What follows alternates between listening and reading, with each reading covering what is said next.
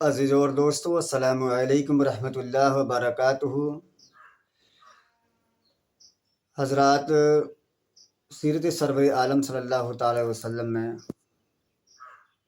میں آپ کی خدمت میں پیش کر چکا ہوں۔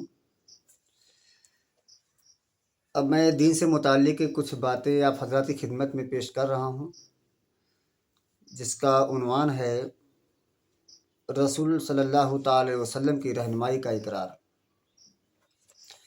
تو آئیے شروع کرتے ہیں۔ بسم اللہ الرحمن الرحیم۔ لا الہ الا اللہ کہنے کے بعد تم محمد رسول اللہ کہتے ہو، اس کے معنی یہ ہیں کہ تم نے یہ تسلیم کر لیا کہ محمد مصطفیٰ صلی اللہ تعالی علیہ وسلم ہی وہ پیغمبر ہیں جن کے ذریعے سے خدا نے اپنا قانون تمہارے پاس بھیجا ہے۔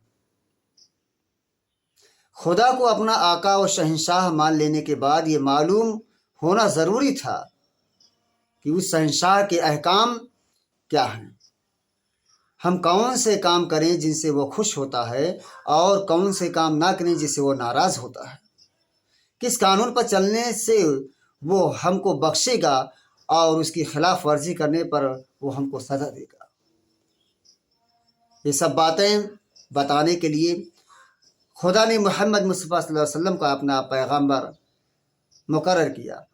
آپ صلی اللہ تعالی وسلم کے ذریعے سے اپنی کتاب ہمارے پاس بھیجی اور آپ صلی اللہ علیہ وسلم نے خدا کے حکم کے مطابق زندگی بسر کر کے ہم کو بتا دیا کہ مسلمانوں کو اس طرح زندگی بسر کرنی چاہیے۔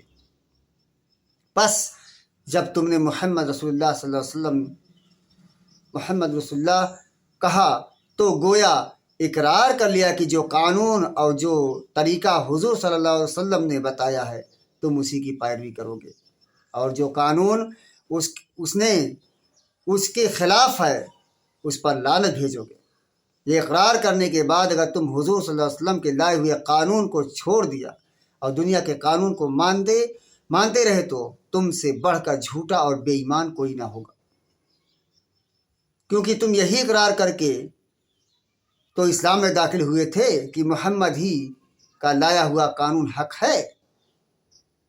آپ نے تو یہی اقرار کیا ہے کلمہ میں۔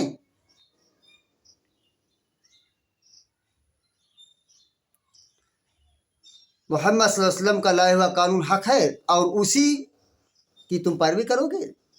اس اقرار کی بدولت تو تم مسلمانوں کے بھائی بنے، اسی کی بدولت تمہاری اولاد تمہاری جائز اولاد بنے، اسی کی بدولت تمہیں یہ حق ملا کہ تمام مسلمان تمہارے مددگار بنیں، تمہیں زکوٰۃ دیں، تمہاری جان و مال اور عزت آبرو کی حفاظت کا ذمہ لیں، اور ان سب کے باوجود تم نے اپنا اقرار توڑ دیا۔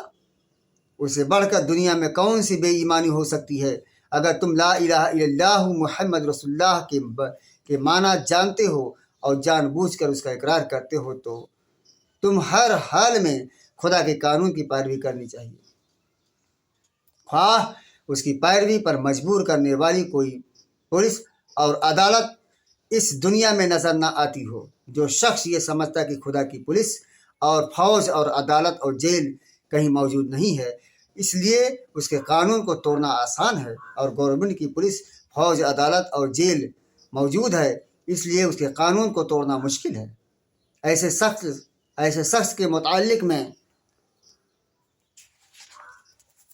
صاف کہتا ہوں کہ وہ لا الہ الا اللہ محمد رسول اللہ کا جھوٹا اقرار کرتا ہے، اپنے خدا کو، ساری دنیا کو، تمام مسلمانوں کو اور خود اپنے نفس کو دھوکہ دیتا ہے۔ اقرار کی ذمہ داریاں کیا ہیں؟ بھائیوں اور دوستوں، ابھی میں نے تمہارے سامنے کلمہ طیبہ کے معنی بیان کیے ہیں۔ اب اس سلسلے میں ایک اور پہلو کی طرف تم کو توجہ دلاتا ہوں۔ تم اقرار کرتے ہو کہ اللہ تمہارا اور ہر چیز کا مالک ہے۔ اس کے کیا معنی ہیں؟ اس کے معنی ہیں یہ ہیں کہ تمہاری جان تمہاری اپنی نہیں ہے، خدا کی ملک ہے، تمہارے ساتھ اپنے نہیں ہیں، تمہاری آنکھیں، تمہارے ہاتھ، تمہارے کان، تمہارا جسم کا کوئی عضو تمہارا اپنا نہیں ہے۔ یہ زمینیں جن کو تم جوتتے ہو، یہ جانور جن سے تم خدمت لیتے ہو، یہ مال اسباب جن سے تم فائدہ اٹھاتے ہو، उनमें से भी कोई चीज़ तुम्हारी नहीं है, हर चीज़ खुदा की मिल्क है और खुदा की तरफ से अतिया के तौर पर तुम्हें मिली है। इस बात का इकरार करने के बाद तुम्हें यह कहने का क्या हक है कि जान मेरी है, जिस्म मेरा है, माल मेरा है और फला चीज़ मेरी है और फला चीज़ मेरी है। दूसरे को मालिक कहना और फिर उसकी चीज़ को अपनी करार देना बिल्कुल एक लघु बात है। अगर दर हकीकत ये बात सच्चे दिल से मानते हो कि उन सब चीज़ों का मालिक खुदा ही है, तो इससे दो बातें खुद ब खुद तुम पर लाजिम हो जाती हैं। ये कि जब मालिक एक खुदा है और उसने अपनी मिल्कियत अमानत के तौर पर तुम्हारे हवाले की है, तो जिस तरह मालिक कहता है उसी तरह तुम्हें उन चीज़ों से काम लेना चाहिए। उसकी मर्ज़ी के ख़िलाफ़ उनसे काम लेते हो तो धोखाबाजी करते हो। तुम अपने उन हाथों और पाँव को भी उनकी पसंद के ख़िलाफ़ हिलाने का हक़ नहीं रखते।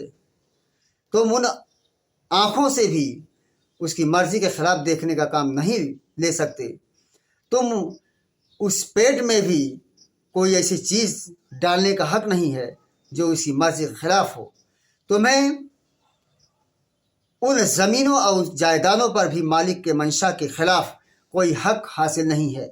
तुम्हारी बीवियाँ जिनको तुम अपनी कहते हो और तुम्हारी औलाद जिनको तुम अपने कहते हो, ये भी सिर्फ़ इसलिए तुम्हारी हैं कि तुम्हारे मालिक की दी हुई हैं। लिहाजा तुमको उनसे भी अपनी ख्वाहिश के मुताबिक नहीं बल्कि मालिक के हुक्म के मुताबिक बर्ताव करना होगा।